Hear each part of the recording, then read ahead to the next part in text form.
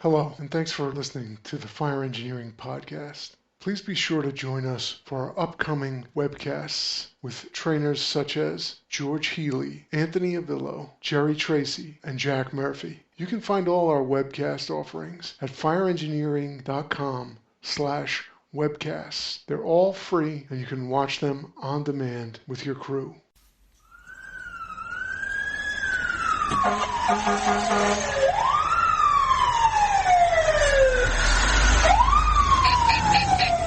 Hello, everybody, and welcome to Fire Engineering Talk Radio and another installment of the Professional Volunteer Fire Department, the podcast that is dedicated to our great volunteer fire service and getting firefighters to embrace the message that developing and displaying and maintaining a professional image and reputation is the duty and responsibility of all of us, paid or volunteer.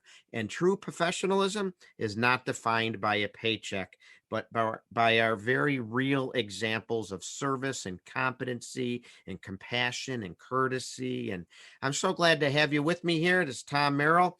It is Tuesday, January 18th. Happy New Year to everybody. And my personal wishes for all of you to have a very safe and productive and prosperous 2022.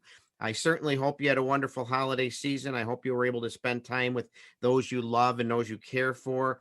I was able to take a couple of weeks off from my paid job at the fire alarm office, and I really enjoyed time. I was able to spend it with my wife and my 4 daughters and also my large extended family as well. So it was a great time. And New Year's is here. I can't believe it. It's time to map out our plans and our goals for 2022. And I'm excited. I got a lot of travel coming up the first half of the year. I'm finagling my schedule as we speak, as a matter of fact, to make it all fit in because I still have to work. So I'm trying to work it all out where I can make things fit in. And I'm starting off, I'm actually in Missouri. I'll be in Missouri the first week in February. I'm looking forward to that. Matter of fact, I was just making my flight arrangements, and I'm going to be flying down there with another presenter that I'm sure you're all familiar with, and that's Captain Mike Dugan from the FDNY. We're going to be together teaching at the Missouri Fire School, and I'm really, really looking forward to that, and I know he is too. And from there, it's pretty much once a month that I'm going to be out and about, and I got trips coming up, not just to Missouri, but North Dakota, Florida, several throughout New York State, and of course, Indiana in April for the FDIC conference, and I hope to see you there. And I am so excited to be back and doing another 4-hour pre-conference workshop. Of course, the Professional Volunteer Fire Department. I think it's about the 8th time I've been there presenting it.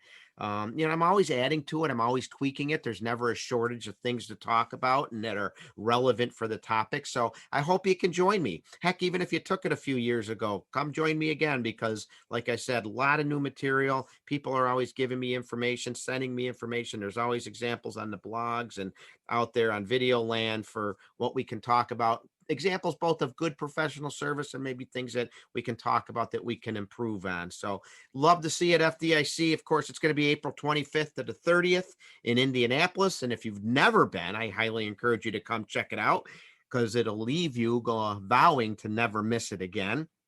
And if you have been, you know how true that is because you are coming back. And there's some great new hot classes this year.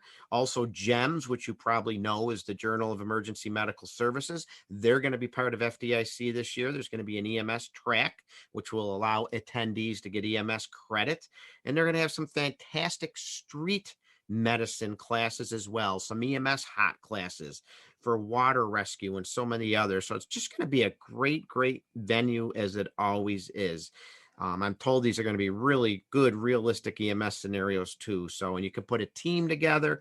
It's going to kind of be like a combat challenge, but it's going to be designed for EMS providers to pick out the best EMS crew that's out there. So much good stuff going on. So if you're interested, and I highly encourage you to check out, go to FDIC.com and you can learn a lot more. You can start picking your classes, start making reservations for both the hot classes as well as the pre-conference workshops. And again, it's going to be the week of April 25th to 30th. My class right now is slated for Tuesday, the 26th of April from 8 a.m. till noon, and I'd love to see you there. So again, Happy New Year to everybody.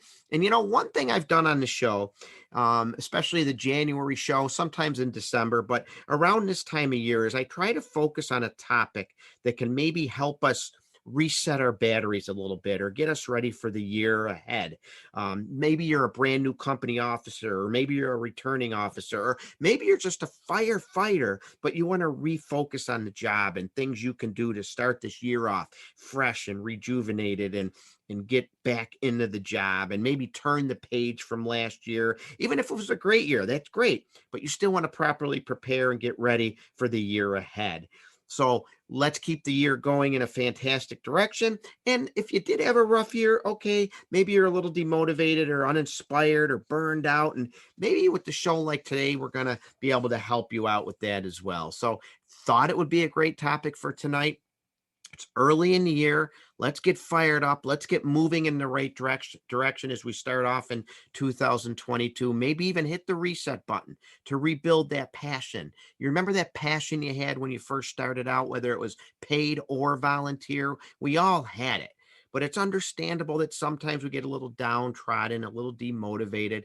It might be recent volunteer fire department stuff like the recent election or some politics or some changes you don't like. It happens, and it's easy to focus on the things that upset us and bring us down and not focus on the things that can inspire us and give us that passion to serve and take care of our community and get along with our brothers and sisters at the firehouse. So joining me tonight to talk about this and maybe helping us all get that passion back is Marc Aloan. And he's a career captain with the West Columbia, South Carolina Fire Department. He's the creator of the Fire Inside blog, and he's been in the fire service since 2001. He holds a bachelor's degree in fire protection administration, and he also serves as the second vice president of the South Carolina Society of Fire Service Instructors. But the reason he's on the show is because I saw him present a couple of years ago. He's got a fantastic class, and we'll talk about it. And if you can get a chance to check it out, I highly recommend it. The class is Building a Tradition of Passion. I sat in on it a few years ago, and I said, this is a perfect topic for one of my shows. And I think it's perfect timing, as I said, to bring him here on the show early in the year and maybe help us all get the passion back as we start off 2022. His class, Building a Tradition of Passion, focuses on bringing that passion into the firehouse. He talks about building an environment that encourages all members at all levels to be invested in the job. And I think he'll agree with me here today, career or volunteer, it doesn't matter, all members to be invested in the job. He likes to discuss things like that hot topic of generational differences, managing change, the nasty C word, or well, I call it that, but communication, and how organizational values really can impact the engagement and enthusiasm of the members. His goal, folks, simply is to make us all more passionate firefighters. And I love this. Listen to this. I love one of the taglines in his advertisement. Passion becomes our department's best tradition. That is awesome. So I want to welcome him to the show. Cap, are you with me? Yes, sir. Thank you for having me. Absolutely. It's my pleasure to have you. Thank you for being here. I know finagling schedules is always hard, so I appreciate you taking the time. And before we get into this topic of passion and enthusiasm and being invested in the job, why don't you tell the listeners a little about yourself? I always like to start off with a little background. How'd you get into fire service? Are you a second, third, fourth generation volunteer career? How did it all start out? Yeah, so I'm actually one of the rarities. I'm a first generation firefighter. I grew up in a relatively small town in upstate New York. Everything was still 100% volunteer, still is to this day. I had some neighbors who were on the volunteer fire department, and that was kind of my taste of it, I guess, just watching them, go back and forth in the firehouse, which was about 2 blocks down from us. And so I was just that kid that was just enamored with everything fire service from a young age. And you can ask my parents, normal kids, they have toys, they have G.I. Joes, they have, Matchbox cars.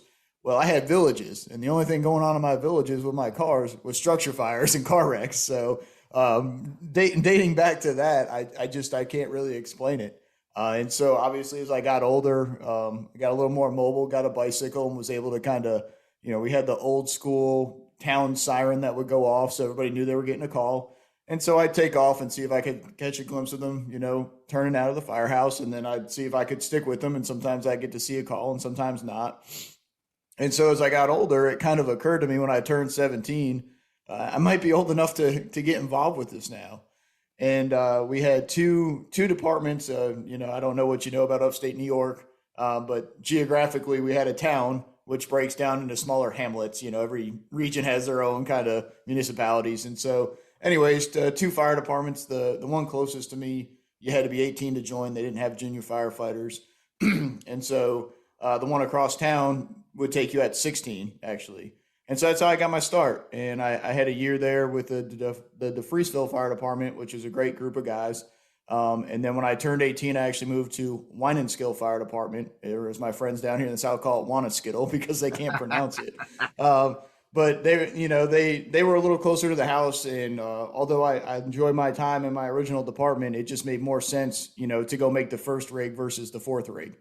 And so I did my time there, met a lot of great people, a lot of great mentors. People I still talk to this day that have had a huge influence on my fire service career. And like most kids, I got out of high school. I tried to go to college, and I was going to go to school to be a paramedic, but my community college was in my fire district. So I ran more fire calls than I did classroom hours, which became problematic. So for the first time in my life, I was flunking out of school, and I knew I couldn't tell my parents that. And I went to the Air Force for 4 years. My dad was in the Army, a career Army man. And so he told me the only thing he learned in his time in the Army was I should go in the Air Force. And so off I went for 4 years. Ironically, they wouldn't take me as a fireman because I scored too well on my ASVAB test. And so what better reward than to send me to the only school next to the fire school in Texas for intelligence. And so I did that for 4 years, went to Germany, ended up down here in Georgia.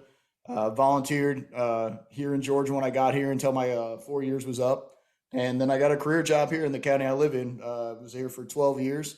And most recently, I believe it was 2019, I took a lateral position in West Columbia as a captain. And I've started volunteering again since then. And here we are. Here we are, right? Well, thank you for your service. Thank you for your dad's service. That's awesome. I never knew you were a New Yorker because obviously that's where I am. I never knew you were a fellow New Yorker. Yeah, I talk funny now. I've lived here long enough. It's converted me, I guess. So one of the many that we've New York's greatest export is its people. There's no doubt. Yeah, that's right. Lost great people. I mean, I just look at my own volunteer firehouse and how many great people we've lost over the years to the South because of the opportunities that are out there as compared to up here in the old Rust Belt of Buffalo. So I never knew that. So, Cap, I just love the concept of passion becoming our department's best tradition. And you've done, I know, a lot of research into the topic of passion and how to generate it and keep it and apply it. And I thought that's what made your presentation so interesting. And I know you like to point out that there seems to be a missing link in the fire service today, a segment that maybe's gone a little bit awry, and that's the lack of enthusiasm among firefighters. And I agree. And I bet this is something that's not looked at too often. Yet, what do we do in the volunteer fire service so often? We spend so much time, so much energy, and actually so much money discussing recruitment and retention. And yet, we get so muddled down in controversy and politics and she said, he said type stuff, that the type of stuff that hurts us in so many ways and actually can send people out the door or prevent them from coming through the door in the first place. But as you point out, passion can be the antidote to what ails us all. And you also point out, hey, folks, it's free, isn't it? It's the best recruiting tool there is, right? Yep. Yeah. I mean, if you think about it, it's no different than sports. I mean, who wants to show up and play for a team that doesn't care and just loses game after game after game? And I think what really hurts us on the fire side is that we kind of claim victory on everything we do, whether it's a real victory or not. And I guess our checks and balances are a little bit off, in my opinion. We'll take a foundation and call it a victory because we saved the block when it's convenient, when in reality we probably should have saved the house or at least the belongings or at least the family pet, whatever roads you want to go down. And we all know modern times that's not always possible. But how many people will tell you that you could destroy somebody's belongings, their house, everything they own, and they'll still somehow bring you cupcakes the next day. And so I just don't know that, we really put enough stock into actually keeping enthusiasm as part of our recipe, because you can go through the motions of this job just like any other job and be accidentally successful, more than 50% of the time. But if you look at the best departments, the best crews, it's people that function on that higher level because they have that common interest. They all share that enthusiasm and passion about what they do, and it just makes the team operate at a higher level. And so, to me, again, if you're going to try to recruit people, especially in the volunteer side, what better way than to have people there when they walk in the door that are actually upbeat about what they're doing? They're not pissed off. They're not, oh, I wouldn't come down here if I were you. We scare more people away between when they come and try to look at the fire service or our fire department in general. And then if we do somehow get them to stay and start some kind of a career with us, what's the first thing we do when they come in the door, when they're officially a member? We tell them about all the things that are horrible in our fire department. It's like we're just, oh, come with us. Let me tell you about all the people that are awful and why our equipment sucks and why our apparatus are falling apart. And I can tell you what, Tom, I've been, since I moved to the South, I've seen some departments that really don't have a lot of stuff, who have more pride than some of these, highly financed, brand new apparatus, brand new gear for every departments. And that's how I know you can't buy it. It's an intrinsic, intangible value that you either have or you don't. And it's contagious if you let it be. Absolutely, it is. It's right. And, it's those fancy trucks and, best equipment don't put fires out and take care of your citizens. Your people do. And you're so right. And, with the fire end of things, all fires eventually go out. They're always a great save at some point, and the people might not know that, maybe you should have saved the room and you lost the house. So in your presentation, there's two types of passion you like to talk about. I think you talk about born and learned. Can you expand on that a little bit? Because I thought that was interesting. Yeah, so I didn't really think about this much until I moved. And being somewhere that is not where I grew up, it's not my hometown, I'm a transplant. And so there was an idea from some people, and not all the people, but just some people, that I couldn't possibly be invested in the community like they were because I'm not from here. And I found that kind of odd because I consider myself fairly high functioning as far as participating in anything the department needs. So when I really got to think about it, what it boiled down to was kind of, what I was used to in New York, where basically the family tree can be traced back to every generation in the fire department. And that's not a bad thing, but not everybody has that. And as I told you, I'm a first generation firefighter. So I can't really explain to you why I love the fire service like I do. There is no, some people have a fire in their past, or they have some kind of exposure to the fire department, through a car wreck, through some kind of public education, something that kind of triggered them to like it. I don't really have any of that. I just always remember loving it. And so I would say that mine is born. It's always there. It's been intrinsic. You'll never convince me that there's a greater job than the fire service. However, throughout my career, I've met plenty of people that stumbled into a firehouse and never left. And so what I try to tell people is, don't run people off just because this was not always their life dream to get involved with the fire department. Show them why it's great. And the example I use is that how many times have we run into somebody that we haven't seen in years at the grocery store or the movie theater, and they say, "Hey, what are you up to?" And you're giving them the synopsis of your life since the last time you've seen them, and you bring up the fire department. Oh, hey, what's that like? They don't know. And you have two choices there. You could tell them all the few crappy things about it or the bad calls you run, or you can tell them why it's good. And now you've intrigued them. And so when they come to the firehouse, all of a sudden they learn to love it.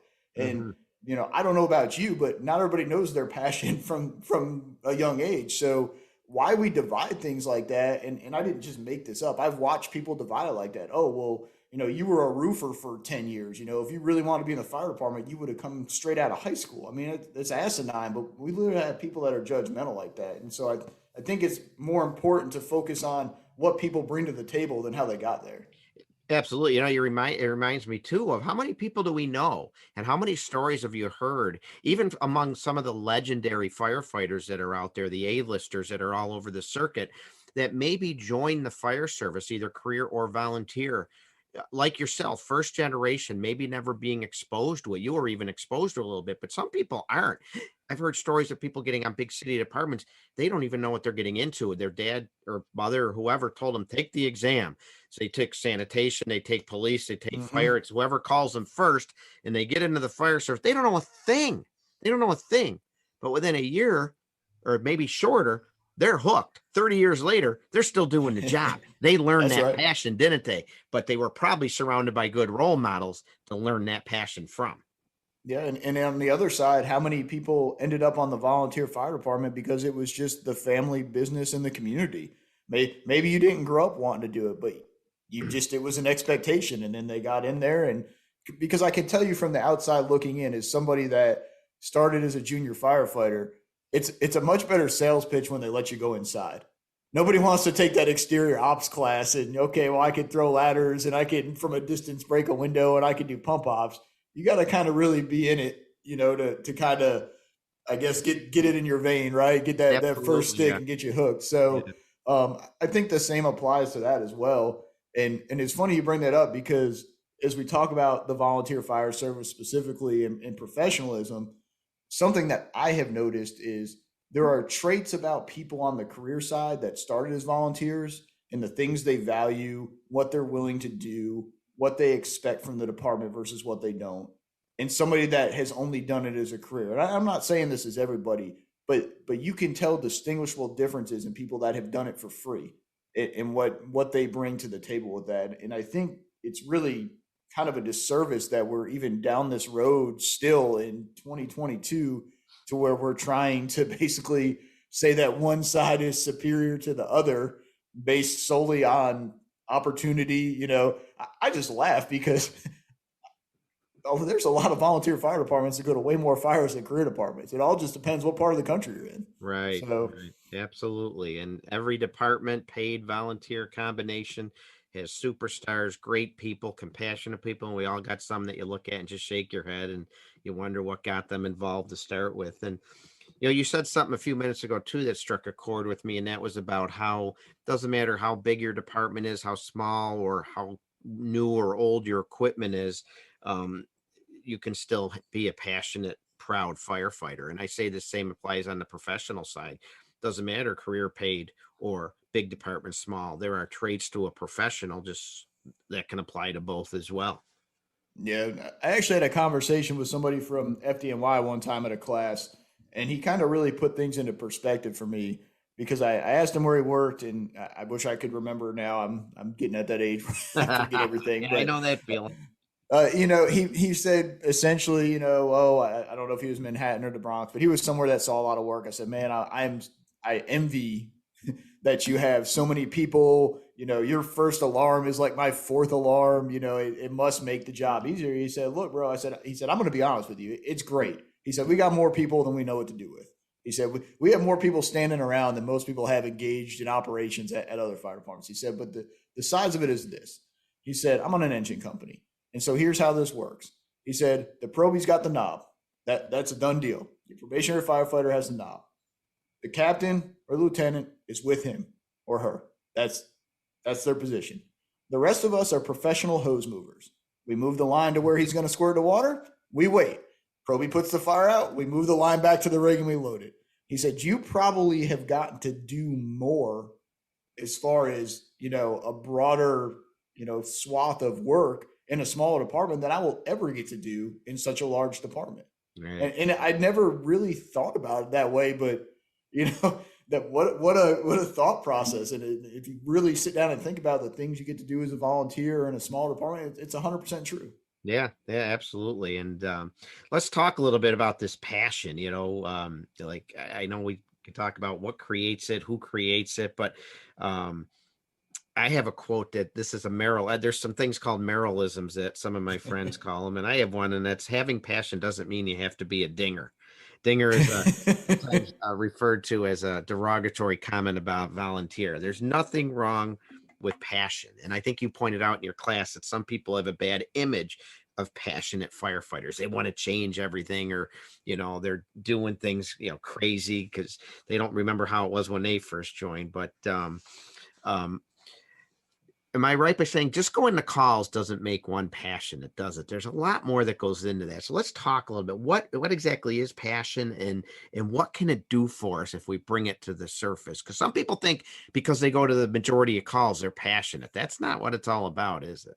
There's a lot more that No, I mean, it can be. I guess it's not. I find it funny because I think what turns people off to it is kind of it's like hazmat, right? Like the dose is off. Like we're a little high strung sometimes. We're a little in your face, and we're excited about it. And there's nothing wrong with that. And I find it odd that anybody that is in the fire service would actually be turned off by that, because why are you there if you're not there to do fire stuff, especially on the volunteer side? Like, I get it on the career side. We got a pretty decent paycheck, some pretty good benefits, and a killer work schedule, if you ask me. But if you're going to be there for free on your own time, right. why would you be miserable? I don't really understand it. And so I guess my analogy would be this: how many of those same people could sit down and talk to you about bow hunting or their favorite sports team on that same level that we could talk about firefighting? And what it boils down to is just what excites them and what doesn't, right? And so when you start going down that road, it all becomes about relationships and finding common ground and compromise. And these are things that most of us learn far too late in life. And it's something I learned very late in life. And it's really changed how I go about things. I've learned that I'm very enthusiastic about everything we do. However, there are certain things in the fire service I could really care less about. I'm an engine person through and through. I kind of enjoy breaking stuff with the truck company now and then, but I'm not really into the rescue side all that much. I used to be when I was younger, and now I just like hose work. It's just kind of my thing. And so when you start kind of going down that road, you start breaking down these things, and you find that a lot of the time it's just lining up what somebody values with what you value, and putting those things together. So, I mean, as far as passion goes, I mean, I'll give you the definition that I use in my class, which is an intense desire or enthusiasm for something.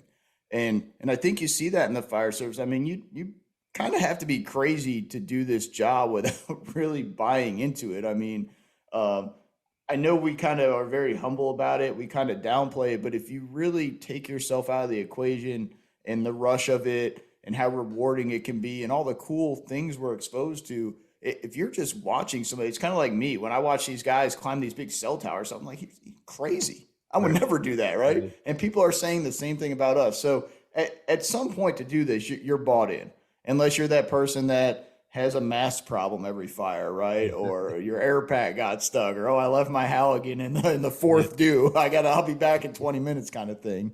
But as far as what it applies to our cultures, just think about a fire service with people that are ate up, people that want to be there, that don't have to be begged to train, that know it's good to go out and maintain the equipment, that spend more time at the kitchen table or in the apparatus bay than they do, in the common areas behind the TV. Mm-hmm. And that tells you all you need to know. You can know when you walk in that door. You can see it on their face, how they greet people, how willing they are to do things. Do they turn the shoulder at the public, or do they encourage people to come in? And it's the same with the membership. You can watch people, fresh meat, right? Oh, we got a new member today. And I always tell people, I'm not going to warn you off about anybody. Make your own decisions on people, but you'll find out that the vultures are the first ones out. They're trying to scoop people up for their negativity. Mm-hmm. And the people that care are too focused on everything else under the sun to come over there and waste their time. They're going to let you be exposed to that, and then they're going to come save you afterwards and remotivate you in many ways. So it's up to the individual firefighter to create their own passion, isn't it? There's really no mold for this, I think you say, right? It's up to the individual. If you want to be passionate, that's fine. Yeah, I really do. I don't know that I think you can teach it in a way, and I've kind of changed my tune over time. I think you can demonstrate it. I don't really know that you can teach somebody how to care, but I think you can demonstrate the things that are valuable to you. And I think you can demonstrate, excuse me, what that looks like. And when you collectively do it with an organization, again, it becomes intangible. Yeah.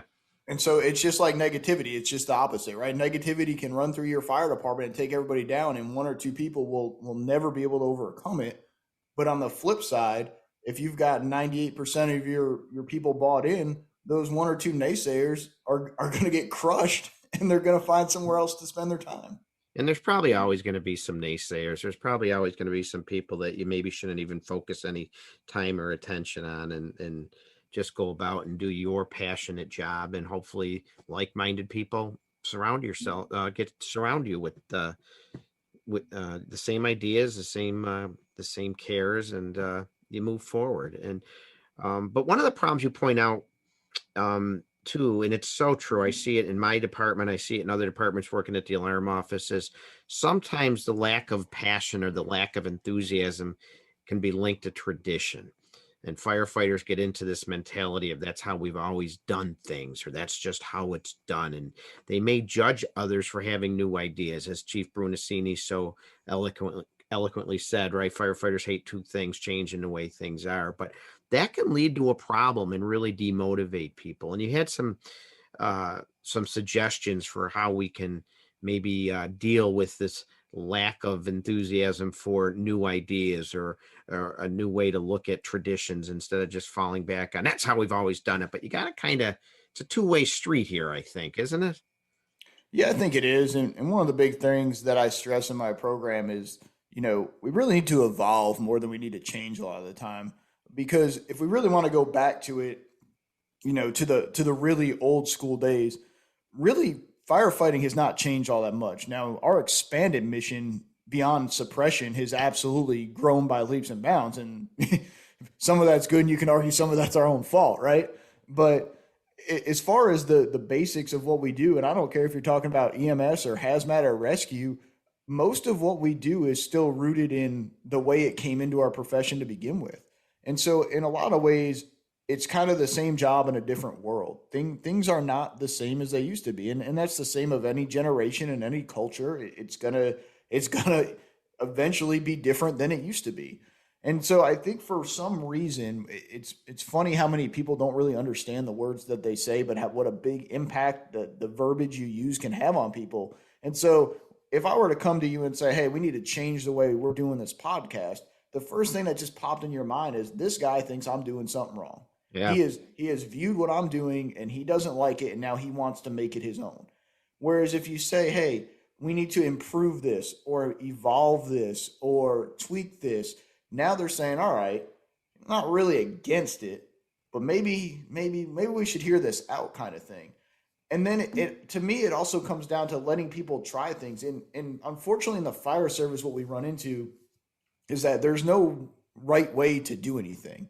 There's 17 ways to do the same thing. And depending on your staffing, your equipment, your building construction, all those things, it may not matter. What matters is the end result, but what speaks is facts. And my big thing that I stress is get out there and compete with each other, but do it in a professional, productive fashion. If your hose load is so much better than mine, then let's go find a building to pull them on side by side and time it and run 3 or 4 evolutions and see whose is better. Mm-hmm. And you can't negate that. It is what it is. And if they're equal, then it comes down to preference. And at some point, somebody's preference has to win. That's life. And I think as a society, we've forgotten that. And we've forgotten how to negotiate and compromise and agree to disagree. And so everything is so polar now. It's either you're on this side or that side. And it's kind of like politics. And I don't mean to go too far, of course, but most people are centrist. Most people kind of believe a little on this side and a little on the other side. They're in the middle. They're common sense. They're what makes sense for us. So, I could tell you all day long that the triple might be a great load for your fire department based on your setbacks and where your apparatus parks, and that you may not have a ladder truck on your first alarm. But I can tell you where I work, I 100% believe the Minuteman is the way to go. Mm-hmm. And it doesn't mean one is wrong. It just means in that environment, maybe it's not the best option. And so when you get into the tradition stuff, it's just a matter of looking at things. There's a lot of things we can't get away with anymore, and some for better and some for worse. I think we're way too sensitive these days in so many ways.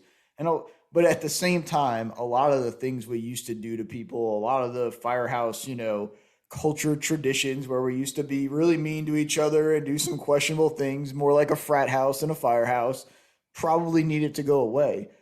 But at the cost of what? Because at some point, those were a lot of the things that gave us our bonds with each other. We'd been through some things, and it was, while it may have not been the most adult professional way to do it. It was really a way to gauge what people would do when things got hard. Are they going to break down? Or are they going to overcome? Yeah. And so today we have to understand that this generation is a little different than the one before them and the one before them and the one before them.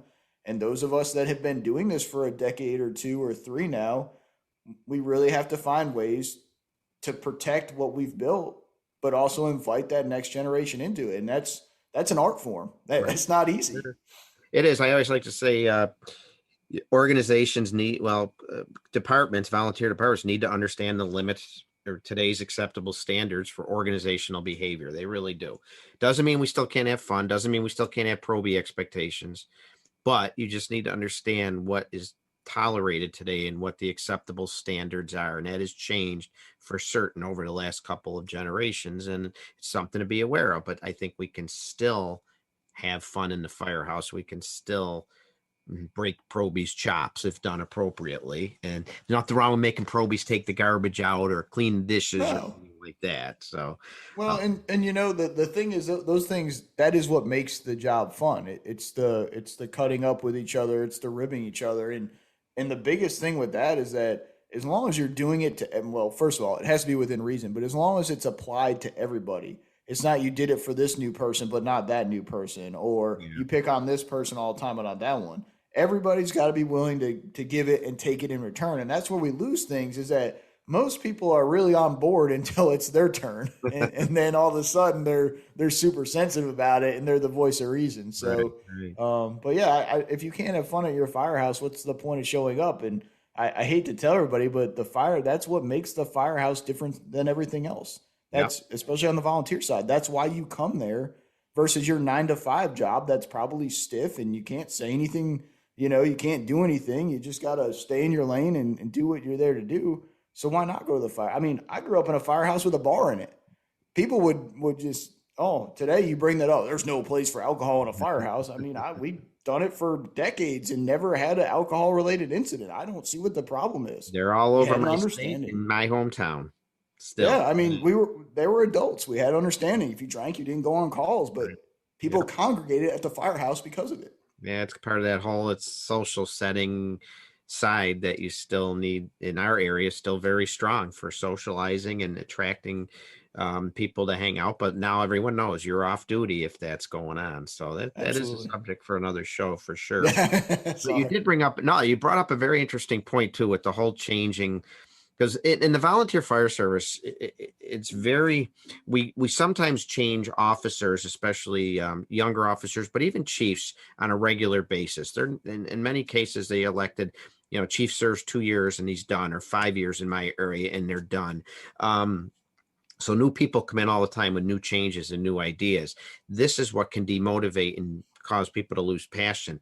I get out, you come in and change everything. I think the whole approach is what needs to change with how it's done. Instead of coming in like gangbusters, I liked how you said, let's evolve, let's tweak, let's identify ways that maybe we can do something different, not just come in like gangbusters and change everything, because that makes the former officer or former chief think, well, you guys, my way you didn't like it at all. It didn't work. You're saying I was a failure, and that boom leads to a depassionate firefighter right there. So I like what you said about refocusing your approach, and I think that definitely applies to the volunteer fire service, because I see that a lot when change is enacted. And sometimes people change things every year if they got new. There's not, some departments change chiefs quite regularly and new ideas every year. They're changing things, and that can be tough for senior members, especially when they're used to doing it a certain way. So on the career side, it's the uniforms. New chief, new uniform, right? They got to leave their mark.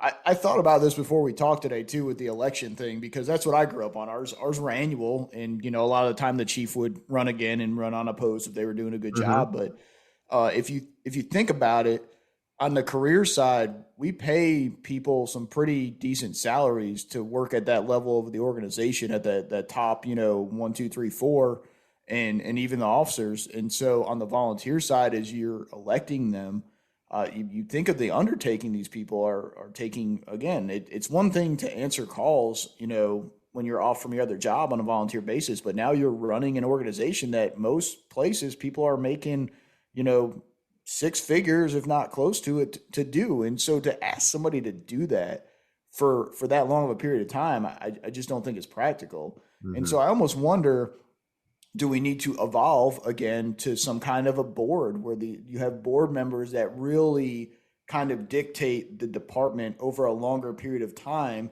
because there's multiple members now, they're able to do these things where the chief becomes more of the operational day-to-day kind of things of the department on the volunteer side. And I also, I think I told you this before we chatted, I think that's where the combination thing is going to end up coming in here. I think Mm-hmm. that's the future of the volunteer service that nobody really wants to acknowledge, but maybe not replacing, the knuckle draggers, the guys on a rig throwing ladders and pulling hose, but those administrative positions being a career spot just because of the demands that they require and the time they require, and maybe that fixes that problem. Yeah, and on a sidebar, I got an article coming out, I think in the March edition of Fire Engineering, talking about that, what you just said about, and it's a positive article about, I picked up the newspaper one day and I read a story about a school board missing out on a $1 million grant because they didn't file the paperwork correctly. And then I read about an administrator for another business doing something completely unethical. And then I said that it amazes me because then I think of our 20,000 plus volunteer fire departments out there where day in and day out, you have a man or a woman who worked their day job, maybe coached a little league game or a hockey game or went to a scouting event or went to a school performance. And then it's off to the firehouse to take care of one of any 20 million things that need to be taken care of, from planning drills, filling out paperwork, paying bills, fixing a pipe, whatever it might be. Mm-hmm. And I even say in the article, not to say there's not examples of indiscretions and things being done. There certainly are examples of people crossing the line and doing things illegally or unethically. But by and large, out of the 20,000 plus volunteer fire departments, it's day in and day out. Very honorable people are going up there after working that day job and doing all those other things I said to take care of their little volunteer firehouse because it's what they do and they need to do it. And I think that's something positive. But you're right. There's things are evolving and changing, and we have to be open. And when we come up with new ideas, and out of respect for maybe who was in office before, or whoever's idea it was that did things that you want to change, think of how you're doing it. Think of how it looks to them, because that affects the atmosphere in the firehouse for sure. So let's get into this passion, and I want to focus on how officers can help contribute to passion, how firefighters can contribute to passion, and how maybe a senior firefighter can contribute to passion. So let's start with officers. I know we need to recognize, right, that they set the tone, don't they? Officers can play a huge role in creating a passionate environment in their firehouse, right? Well, absolutely. And the officers, to me, that's the daily operations. I don't care if you're a volunteer, career member, it doesn't matter. The day-to-day, the calls getting run in the street, the base level supervision comes from that company officer. And so to me, the biggest asset you can have as a company officer is to lead by example. Don't be that person that doesn't have to do this or that because somebody put a bugle or two on your collar and you think that you're special now, whether it was through an appointment, an election, or promotion. It doesn't matter. You're not special. You're still a firefighter. Your role may change a little bit, but at the end of the day, you lead by example. You still ride the rig, and this is a hard concept for a lot of people. It's a hard concept for some chief officers to understand because they're looking at it from the other half of the company officer, the administrative side, right? But operationally, I'm still part of my crew. I still have to pull hose. I still have to throw ladders. That's all there is to it. And so the bigger thing with the company officer is the standard is what they enforce. And this is kind of the weird thing when you go through like Fire Officer 1 and 2, your job as a company officer is to take whatever comes down the pipe and make it shiny, and it's just not the case. People aren't stupid. And so as a company officer, you directly influence the passion of your members by what you allow them to do and not allow them to do, what the example is that you set, how much you participate, how much you invest in them. Because I can tell you my hardest thing as a company officer, the hardest thing I've had to adjust to is that I had to have a lot of wins to get to where I am. I had to have people let me take the ball and run with it. So that's what I'm used to doing. And in the fire service, we're very competitive that way. And again, it doesn't matter if you get a paycheck or not. You rise through the ranks of either esteem or respect or, rank within your department by the things you do, by the results you give, and how much you invest. And so when you get to become a company officer, you have to share that back with your firefighters. You have to give them projects and let them run with it. And that's how they're directly influential on passion. Are you going to be a micromanager? Are you going to make everything your way? Or are you going to be a little open-minded, let people run with the ball now and then, and when they get off course, kind of put your arm around them and say, hey, I've been doing this a little while. Let's talk about it. Let me show you why what you're doing is the right idea, but the wrong execution. Mm-hmm. And I think that's a lot of what's missing now. We've made this divide on all sides, like getting ranked makes you some kind of messiah where you're separated from everybody. And I don't think we need any more separation in the fire service. I think we need a touch more unity, if anything else. I like another one of your quotes from the class too. Pride is in the details, not the checklist. What did you mean by that? I thought it was, I know what you meant, but I want to, yeah. For the listener. Well, I mean, anybody can have a checklist, and we're, again, as the fire service has devolved in many ways and we've become more business minded, I guess. If somebody can pass the checkoff sheet, whether it's checking off the apparatus, getting certified for firefighter 1, whether it's going for promotion, hey, that's all they need to do. But again, it's in the details. Mm-hmm. So, for example, if we have a skill sheet for throwing ladders, all of us can repeat checking for overhead obstruction, the dogs are locked, the halyards tied, and you're just a monotone, you're literally reading down the list. What I'm looking for is somebody that's looking up, right? I'm looking for them spotting the ladder. I'm looking for how they throw it, their body mechanics. I'm looking for all these little things. The same is true of the apparatus. Anybody can mark stuff as there.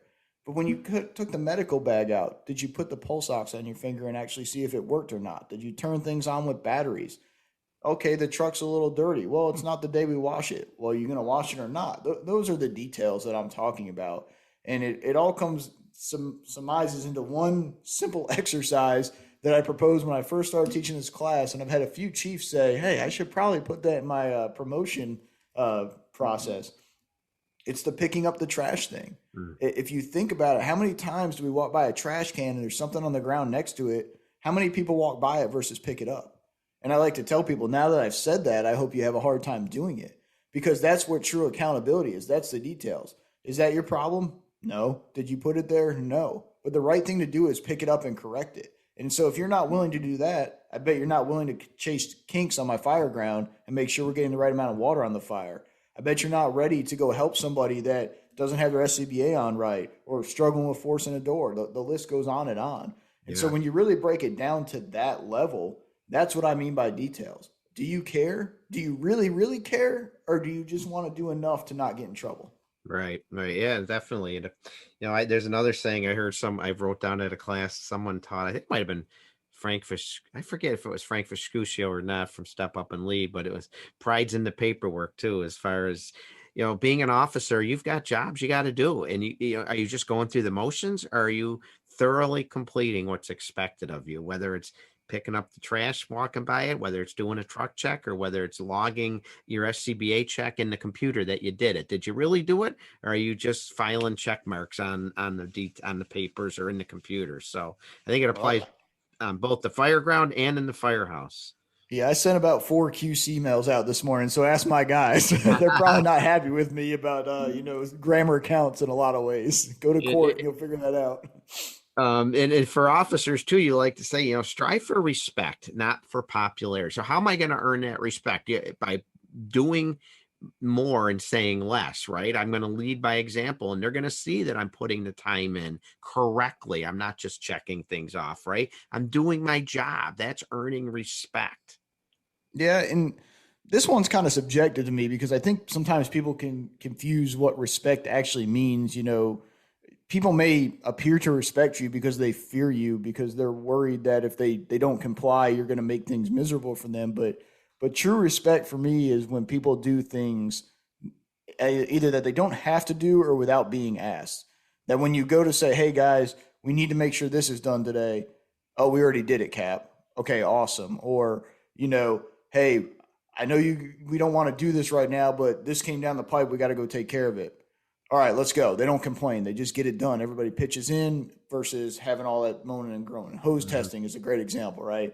No, the worst thing, I swear, every drill nut I go to is hose testing. And it always coincides with hose testing at my career department.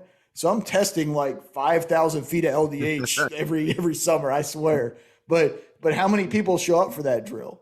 How many departments stopped advertising the undesirable drills because they didn't want people not to come? And that's the perfect example right there. Yeah. People will do things if they really, really respect you. They may cuss you behind your back sometimes. They may go the extra mile just because you're there. But at the end of the day, if they really, really, really respect you, they're going to make things easy for you, whether you realize it or not. And again, that goes back to it's in the details, right? It's your impact on them. It's how much they emulate the things that you're trying to teach them. Right. And you want to earn that respect. Take care of your areas of responsibility, work hard, and lead by example at all times. So, and you talked too about the importance of good communication, right? And you shouldn't hide the truth from your members ever if you're in a leadership position, right? Yeah, I hate this. I've been through just about every, I don't know, I guess professional development leadership class you could go through. I think I'm missing Fire Officer 3 and Fire Officer 4, but I've got multiple degrees in it. I've taken all the NFA classes. I've taken some of the ones through the Fire Academy, and the opinion that your job as a company officer or a leader is to make everything, appear to be good is asinine. I mean, if I come to your department and say, hey, the city or the town cut our funding by 10 grand this year, which means we're going to have to do a whole nother, chicken dinner night just to put fuel in the trucks, that's not good news. And if I try to tell you, oh, well, it could have been worse, guys. They could have taken one of our apparatus off the street or, whatever, insert lie to make it sound better here. People are not stupid. And I don't know why we treat them like they're stupid. If you want to demotivate somebody, talk to them like they're a toddler. Like, oh, you wouldn't understand this. Just be honest with people. Everything is not good. But you have to also sit there and be able to admit when things are not as bad as they seem. We have a bad habit as firefighters of doom and gloom. Anything, something we don't want to hear comes up, all of a sudden we're, oh, this is the worst place in the world to work. Nobody cares about us. They don't do anything for us. And that's the time when you need to take people and say, just go out to the bay. Take you 5-10 minutes, take in the sights, the smells, look around at everything we have and tell me if you really think that nobody cares about you. So this news wasn't good. So what? Look at all the other 100 things out in that apparatus bay that were good. Mm-hmm. Get refocused, get back in here and let's get back to the mission. And that's what it comes down to. Reminds me of a fire company. I was doing a drill presentation outside of the state once, and they were having a rough time. Their leaders supposedly weren't taking care of them. They didn't get a piece of equipment they really wanted. So they were pretty demotivated and they were upset. And we went out into the apparatus bay and I looked at brand new state of the art engines and tenders, and their SCBAs were all 5 years old, and they had great turnout gear and a beautiful firehouse. And I'm like, who's not taking care of you? Spoiled children. I understand you might not have gotten what you wanted this time, but I think the evidence is here that they do care about you. And yeah, absolutely. And working with new members, officers often have to work with new members, and we're so quick to judge the new members of today. I mean, I had a firefighter didn't know what a rotary phone was. We were at an EMS call and it was on the wall. She had no idea what it was. And at first I was flabbergasted, and I understood. It's 2022. This was just a couple of years ago. So it was 2018 or whatever, but still, she had never seen one before. So I think sometimes we got to take a step back and instead of saying those darn kids, that generation, they'll never work out. We need to work with them and maybe understand, maybe they're not mowing lawns or understanding the gas oil mix, right? They're not understanding chainsaws, right? So don't you think that officers can help motivate people and still get them passionate about the job by understanding their limitations and working to overcome them and show them the way? Yeah. How can you be into something if you don't know how to do it?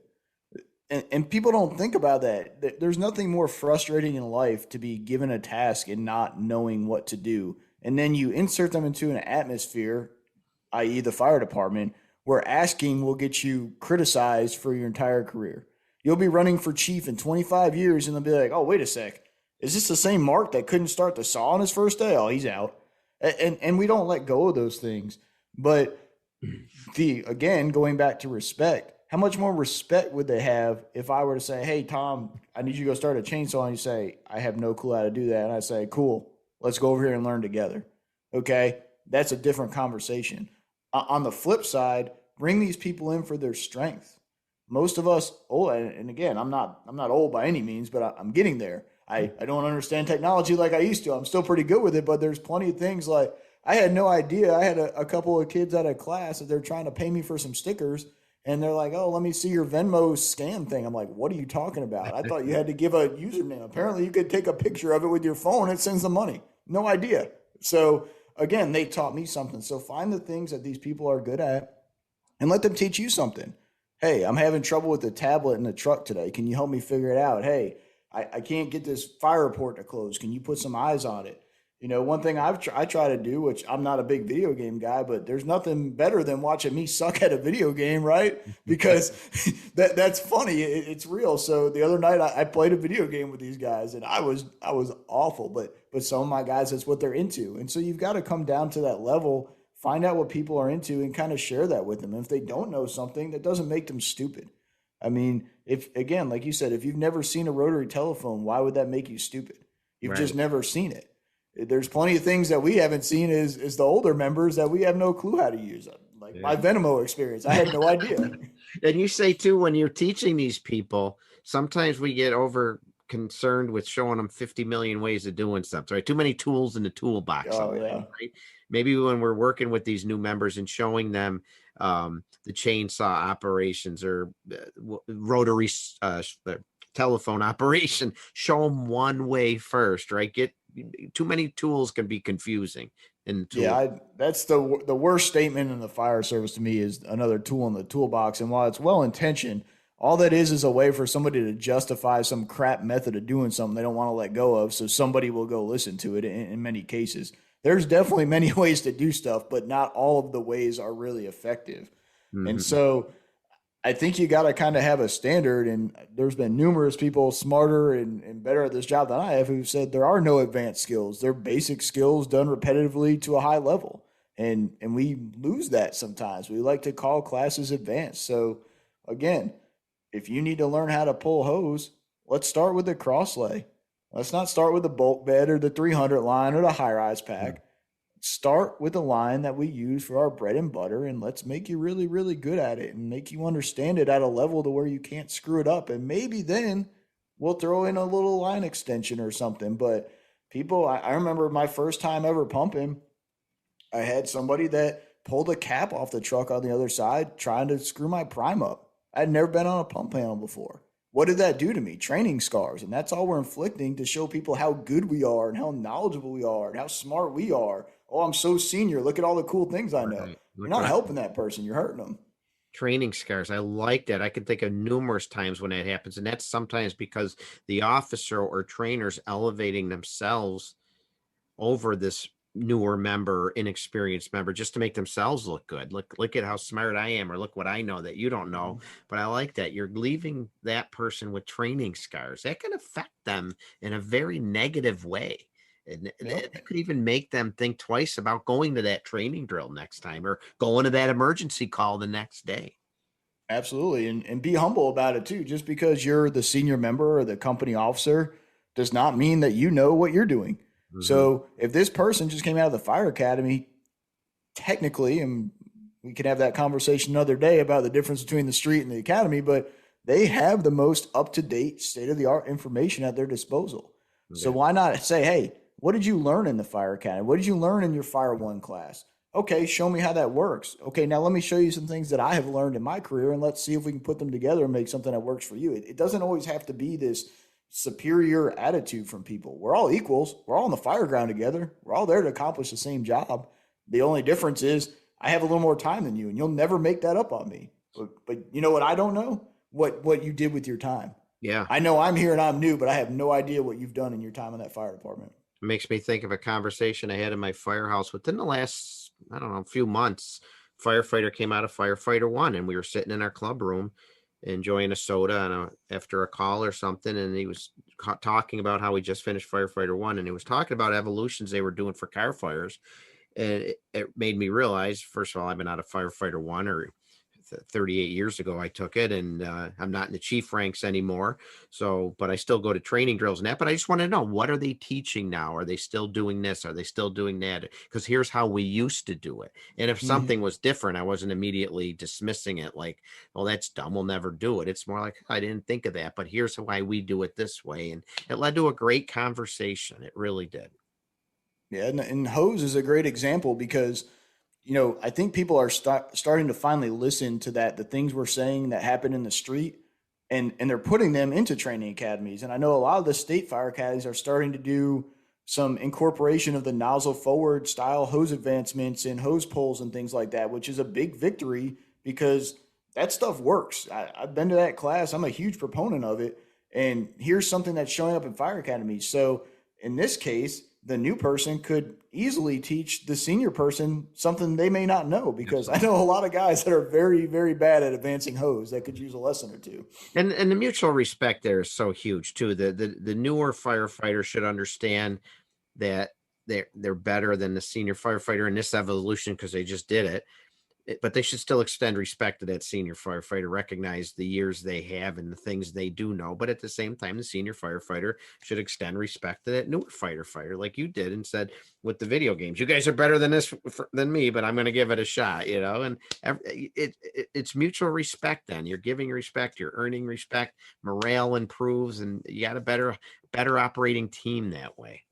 Yeah, and I can kind of tie this back to one quick point that'll make you kind of bring it all full circle is when somebody new walks in our firehouse, everybody ignores them. It is incumbent on that new person who is already scared to death, uncomfortable in a foreign environment, and it's incumbent on them to come up and introduce themselves to us. What kind of family does that tell them they've entered? What kind of enthusiasm do we have where we're going to just dismiss them and point at them and laugh and act like kindergartners, basically? And so if you want to start fixing your fire department as far as making people motivated and feel welcome and want to be there, start with that. When somebody new comes in your fire department, whether it's a member or a citizen, get off your butt and go talk to them like a person instead of treating them like a disease. So true. So true. And that, let's just take a quick break here and just let our listeners know this is Fire Engineering Blog Talk Radio and another installment of the Professional Volunteer Fire Department. And we're having a great conversation with my guest this evening, Captain Marc Aloan from the West Columbia, South Carolina Fire Department. And we're talking about building a tradition of passion in our departments, so passion can become one of our department's best traditions. I love that motto and that line. That is fantastic. And Cap, let's move into the senior member now, or the firefighter with a few years on. How can they create this passionate environment in the firehouse? How can they contribute to it? It's not all just on the officer, is it? No, not at all. And this is where I'm very jealous as a career captain of the volunteer side, is that the volunteer side has held on to its senior members very well. The career side is not doing a great job of holding on to senior members. You have people with 4, 5, 6 years on a department being viewed as senior right now in many places. So the volunteer department has the luxury of having people that stay for a long time. And my thing with the senior firefighter is you fill the gaps. They can say things that somebody that has a rank can't. They can be a little more, I don't know, brash, I guess is a good word for it. They can be a little more colorful with their language. They can pull you out back and have a conversation that's maybe not professional for the officer to have because they're technically a peer at the firefighter level. I call it that kind of big brother role, I guess, for lack of a better term. But what's really key about this is that's where the unofficial rules of the department lie. That's where the things that aren't in the SOPs and the SOGs come out. That's where somebody that's been around for 15, maybe even as low as 10 now, but I would like to say more than 10 years in that fire department can tell you, hey, I've been through X number of chiefs. I've had this many company officers. These are the things that have held true through every administration, every up and down we've had, every apparatus, every bad call. These are the things you need to know. This is how I'm going to get you home to your family later. This is how you're going to succeed here. So basically you follow me and I'm going to show you the way. And that's their role. And, you know, sadly, it's whether they like it or not. You don't get a choice to be senior. You become senior. What you do with it is on you. Right. But, you know, that's a place to lead by following. That's how you follow, I guess, the rules, for lack of a better term, but you do what you're supposed to do. The other thing with the senior members is it applies upward as well. And this is where we miss the target a lot of the time. It's just as important for a senior firefighter to pull a brand new company officer or chief aside and have these same conversations they would have with a new firefighter.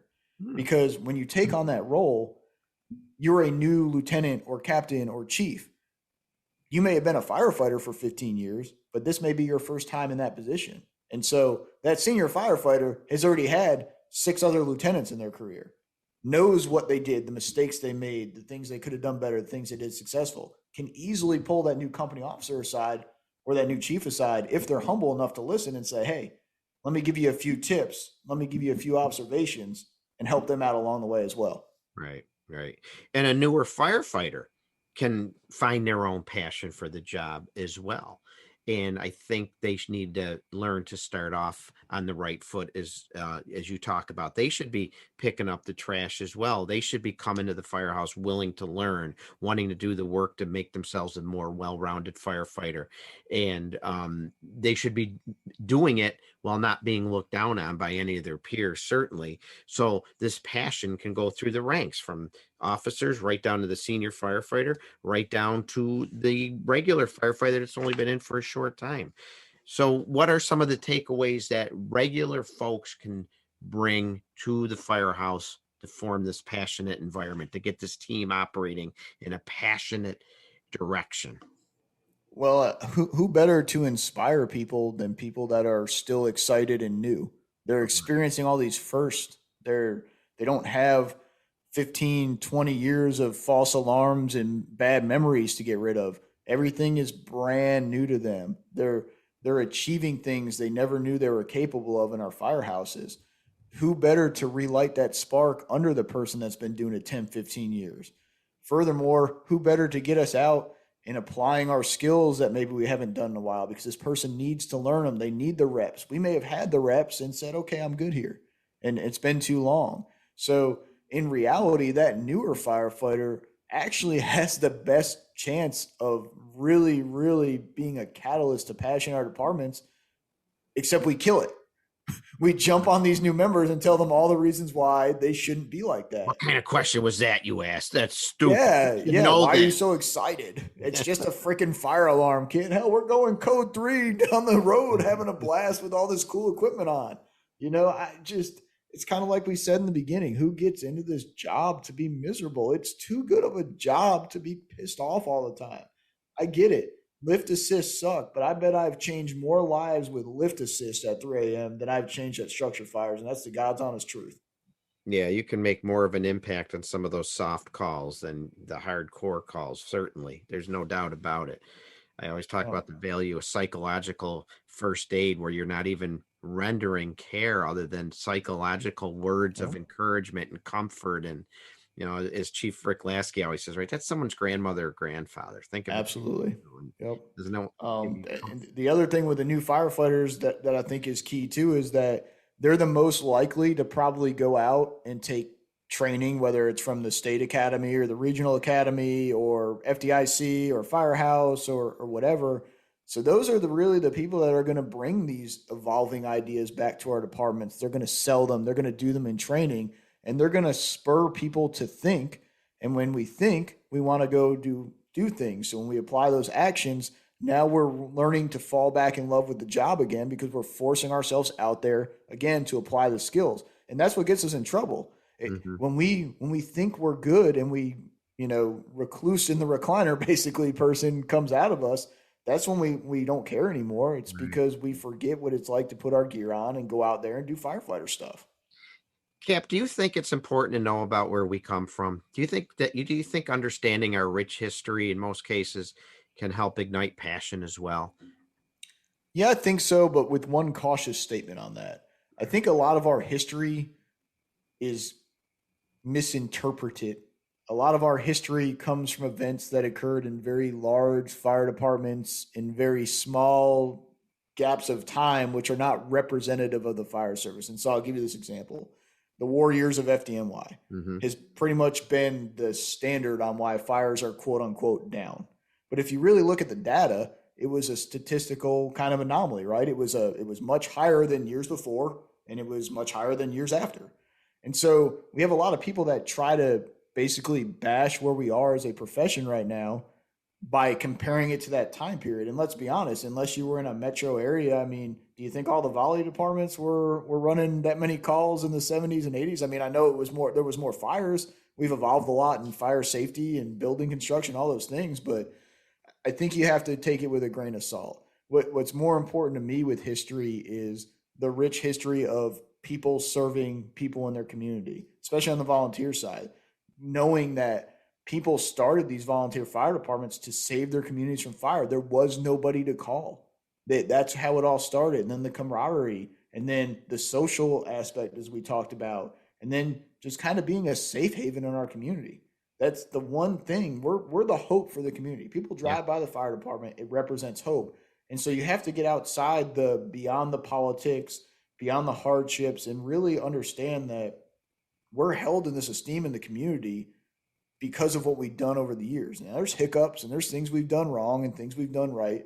But by and large, we're kind of the purest thing most governments still have left in them, if you ask the average citizen. Yeah. Yeah. Another good thing too is get out in the community too and let them make you feel good about your fire department, because most community members are going to pay you some pretty high compliments and talk about the good work that you do. Get out in the community, get your new members out in the community. So there's another thing, when you get new members and there's a detail, they may not even know they can go on the detail. Someone's got to go up and encourage them. Hey, we're going to here tomorrow. We're going to this store. We're going to this community event, this scouting event. We'd love for you to join us. Even if you can only come for a half hour, drive your own car there. That's right. But let's get them involved and let them feel the community's warmth, because that stokes passion too. Like, yeah, I'm proud of this. I'm glad I did this. Look at how much of a difference we're making here in our community. Yeah, you might get some new members out of that too. Absolutely. Absolutely. And then who couldn't use more members? Absolutely. And then use social media too. Get out there with the social media app and, start showing what you're doing with it, and show off your crew and what you're doing, and also highlight the accolades you're getting from the community. So, that's another one. I think the volunteer service gets right more than the career side is the social media, because the career side, we're so worried about liability and getting sued and having cameras on things. And it's just baffling to me, because I've seen so many amazing year-end review videos from volunteer fire departments over the past decade that really showcase exactly what they do for the community. And then the career people are like, no, we're not going to do that. Why? Why would you not do it? Why? Just because they pay taxes? I mean, volunteer departments are funded by taxes a lot of the time too. Yeah. Yeah. So I want to end on, it's actually a question from a listener. I get questions sent to me quite a bit, and a couple of shows I've ended with a question, and this one came actually a while ago, and it's been in my hopper for the right time, and it's perfect for tonight. It's I meant to tell you this ahead of time before the show, give some time to think about it. So put me on the spot. But I think it covers. I think what we talked about tonight can help this firefighter out. So came into me several months ago, and here I'll read it to you. I'm a relatively new member in my department. I've been in a couple of years now. I've taken numerous training classes. I really love being a firefighter and being a volunteer in my community. But the problem I'm having is that we're an older department with a lot of guys and gals, I would imagine, having 20 plus years. That's very common. And they don't want to do anything anymore. They don't train a lot. They don't go to the local seminars. They don't go to many calls either.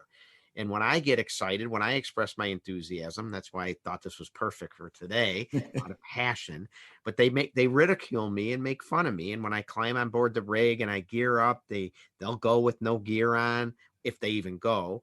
It's to the point where I don't want to come around anymore. And I even suggested maybe breaking training up into drills for new members and senior members, and trying to come up with things that we can get the senior members involved in. And it's often met with indifference. Any help or ideas as to what I can do would be greatly appreciated. And this firefighter's name is Joe. And you know what? He's from a New York State volunteer fire department. How about I don't believe that for 1 minute. how can we help Joe out? And as we Yeah. go into 2022, how can we help any firefighter out there that wants to hit the reset button, whether they're a chief, an officer, a line officer, administrative officer, a firefighter, a senior fire? What can we do? Let's re-summarize what we talked about here to go into 2022 passionate, fired up, and help this Joe out from New York Fire Department. Well, I will say that Joe seems to have the nuclear bomb of a situation going on, but unfortunately, it's not all that uncommon. And I bet he would probably be a little surprised if I were to tell them that that situation is as prevalent on the career side as it is on the volunteer side. So, don't get discouraged. I would say start with, why are you there? That's what really matters. Why did you join your fire department? You joined to serve your community, and you're obviously trying to do that to the best of your ability. So you're already ahead of the curve on that. As we just kind of discussed about being a new firefighter, you have an opportunity to go attend these things. Remember, you don't need permission. You may need permission from your department as far as traveling in turnout gear and things like that, but you don't need permission to be passionate. You don't need permission from these people that have done it longer than you to care. And obviously, they have forgotten why they're there. So you actually have an opportunity here to remind them of that.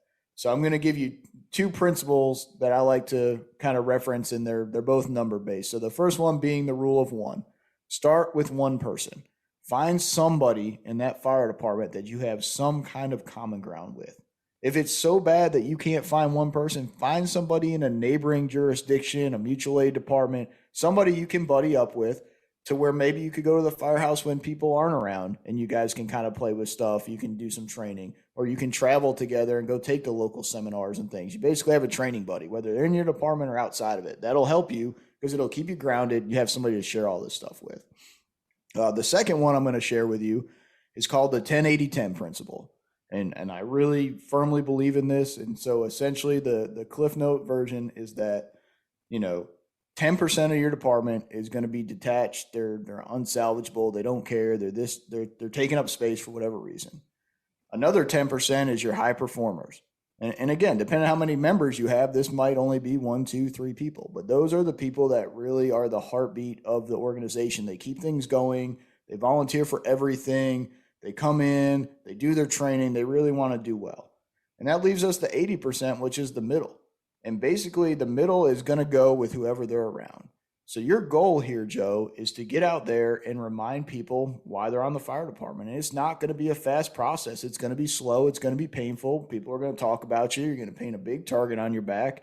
And unfortunately, the only way to beat that is basically through attrition. You have to be more petty than them, for lack of a better word. You got to be able to hold up to it, look them in the eye and say, hey, I'm doing this to be a better firefighter. I'm sorry you feel that way. I don't mean to start any problems, but I didn't come here to be bad at this. I came here to serve the community, and that's what I'm going to do. And if you go out there, you find some mentors, whether they're in your department or outside of it, you start doing a little training, whether they want to participate or not. Eventually, somebody is going to come out there and be like, what are you doing? And just explain it to them. And they might turn around and go back inside, but they might stay. And if they stay, then somebody else is going to come out. There's a cool video. I wish I knew what it was called, but it's basically a bunch of people at an outdoor festival. And there's one person who may or may not be under the influence of drugs or alcohol, but that's irrelevant to the story. But they go out and start dancing like a maniac all by themselves. And eventually one person goes out, next thing you know, the entire crowd of people who was once making fun of this person is out there dancing like crazy people. And it's the same thing is true about training in the fire department, getting motivated. It just takes people that are brave and courageous enough, like they claim to be when they swore their oath, to get out there and remind all the other people on their department they said they would do the same. So stay the course, brother. Don't be embarrassed to be into the job. It's okay. Find some outlets, find some mentors, find some blogs, find some conferences, and just recharge your batteries. And I got news for you. You're going to outlast them because they've already been there way too long, probably. So keep the faith, brother. That's all I can tell you. Cap, I think I know where you got that video. I think that was at my fire department's Christmas dinner a week before Christmas. Our outgoing president was was out on that dance floor, and he did that, and you're right, he got everybody out there. But there is video of that surfacing, but we're keeping it under. It might violate our social media policy if I'm sure it does. we were off duty, so everything was all right. So, and for Joe, the listener there, I'd also like to use my line. Remember, being passionate doesn't mean you have to be a dinger. And what I mean is you can be respectful of those senior members. I would hope those senior members are respectful of you when you explain, as the captain said, hey, I just want to be the best I can be. I just want to serve my community. And remember too, that someone will join after you, right? You still have members joining. I know we don't have them coming in like they used to, but you will get other members.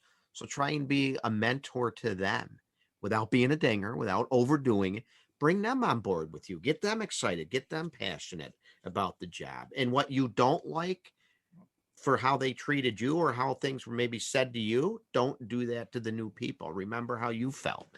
And eventually, hopefully, you have like-minded people surrounding you and you move forward. So it's not always easy, right? As you said, Cap, it really isn't. So, but it's a great job, paid or volunteer. And sometimes we need to step back, all distractions aside, and remember why we're there. Cap, anything else you'd like to say before we sign off for tonight about passion for the job? Yeah, I'll leave you with this. I think the bulk of my volunteer experience was when I was 17, 18, 19 years old with no kids, no wife, no mortgage. And coming back as an adult and volunteering, I understand now why it's difficult. I understand how hard it is to make time to go to the fire department. And so I would say if you're going to spend your valuable time there, enjoy it. Make it worth being there. You shouldn't be volunteering your time to show up and be mediocre. You shouldn't be volunteering your time to show up and be miserable. As Tom said, greatest job. Career volunteer, doesn't matter. Professionalism, as many have said, has nothing to do with a paycheck. So I thank everybody who continues to volunteer, still makes up 2/3 of the fire service, probably the more underrepresented group in the fire service as far as classes and things like that.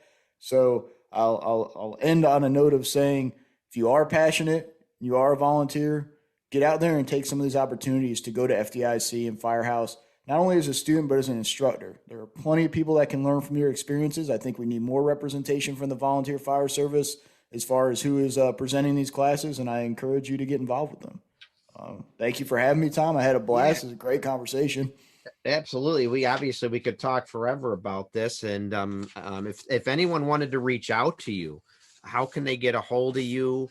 They had questions or wanted to see your presentation. And again, I highly encourage people, if you get an opportunity to check it out, please do so. But Cap, if they want to get a hold of you, what's the best way?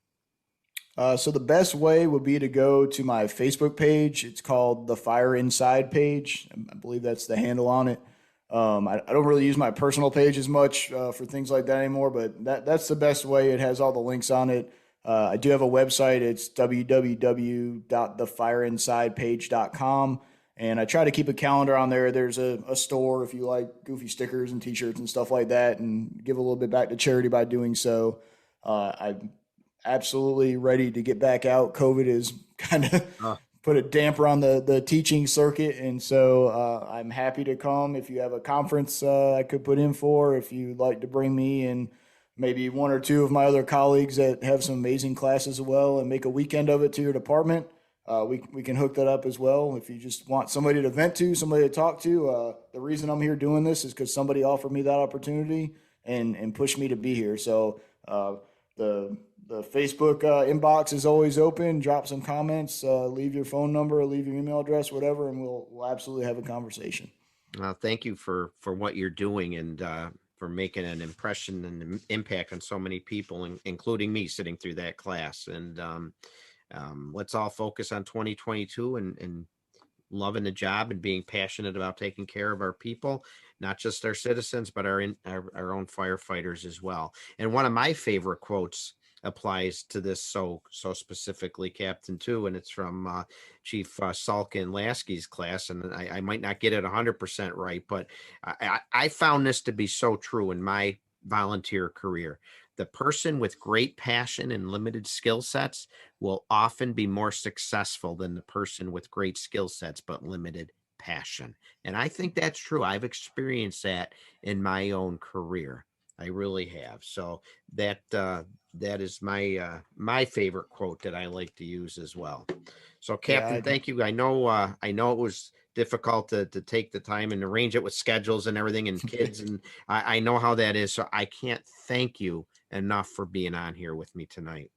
well, I can't thank you enough for thinking of me and taking my class and thinking that highly of it to have me on here. So I hope everybody listening got a little something out of it, maybe a little motivation to bring us into 2022 when we definitely need it with the way the Yes, world we is. And do. Yes, we do. And remember, there's people. I was thinking of this too. I could go on and on, but when people drive by the firehouse, they definitely subconsciously think to themselves how well protected they are. That there's men and women out there willing to just drop what they're doing to come and help them. So just remember that, people. You are so highly regarded. That alone should fire you up for continuing to do the great job that we need to do. So thanks for listening in tonight. And as I end, I don't do these every show, but I wanted to end tonight with a shout out. I came across a little news story last week, and I just wanted to share it with the listeners and give a shout out. I try to do shout outs every so often, and this one definitely needed to be done because it's a pretty cool accomplishment. So I'd like to congratulate a firefighter,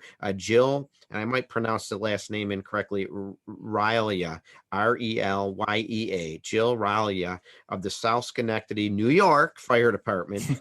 She made 100%. That's right, 100% of her company responses in 2021, regardless of the time of day or night, inclement weather, nice weather, whatever else. This dedicated professional firefighter, volunteer firefighter, responded 222 times to help her community. And I think that's just awesome and in need of a shout. And I know there's others that have done this. I know maybe some have done more than 222. This one just came across my desk. Somebody sent it to me. So I want to say thank you to Jill Raya for your time and your passion for the job. 222 responses, 100% of your company's responses. That is awesome. So, folks, thanks for listening in. If anyone would like to get a hold of me, tamerrill63 at AOL.com. Check out my professional volunteer fire department Facebook page. I'm always adding things to that. I also have a YouTube channel where this will be posted. And also, thank you, of course, to Fire Engineering, my wonderful fire engineering family, Chief Bobby Halton, all the people at Clarion Events and Penwell for supporting these podcasts, not just mine, but all the other great podcasts that cover so many great topics in our fire service. I'm honored. I can't tell you how honored I am that you choose to listen into my show. And again, for 2022, I remain committed to you to continue to focus on important topics of relevance and importance to our great volunteer fire service. So thanks for joining in tonight. My next show is Tuesday, February 15th. I'll be bringing yet another impactful player from today's fire service, and we'll continue to talk about our great, iconic fire service. Thanks for listening in. And remember, folks, please stay safe. And true professionalism is defined not by a paycheck. And your residents are owed professional service delivered by professional firefighters representing professional organizations. It's that simple. Thank you very much.